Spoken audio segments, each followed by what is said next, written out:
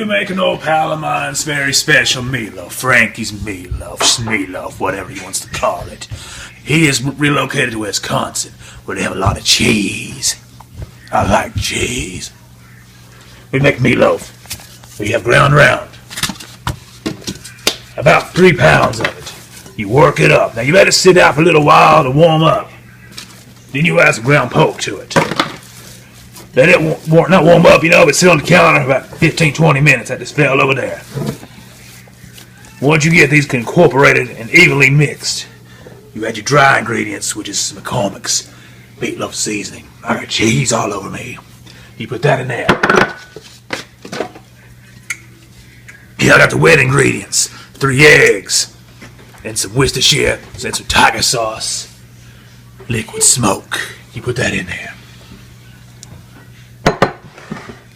This gets messy, but you have to do what you have to do. Now, there's one more dry ingredient I gotta add, and I probably should have added it before I got both my fucking hands wet.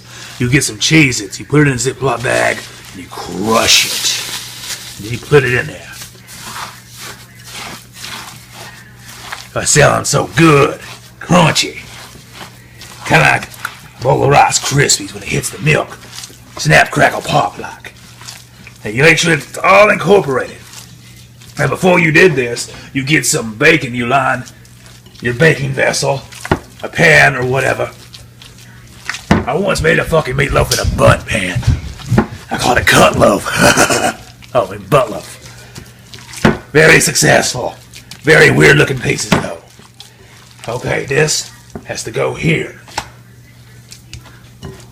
I probably could use the bigger pan. Now this thing is going to have a lot of grease on it and stuff.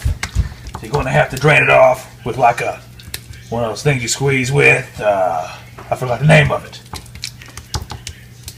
You put it on there like that. Make sure all the goodness gets on it.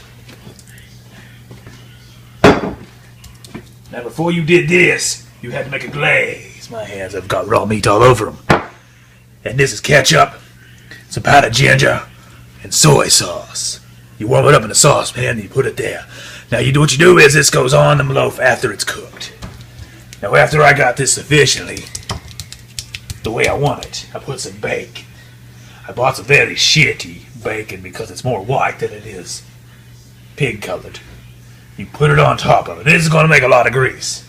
So I would suggest you put like a cake pan underneath it or a big sheet pan to catch it all. You put your bacon weave on top of it. Terrible bacon. Don't ever buy cheap bacon like I just did. And you put... That really is probably enough. But I'll put just a little bit more. You put this in a preheated 375-degree oven for about 50 minutes. And when you pull it out, you put the glaze on it. And it's fucking perfect.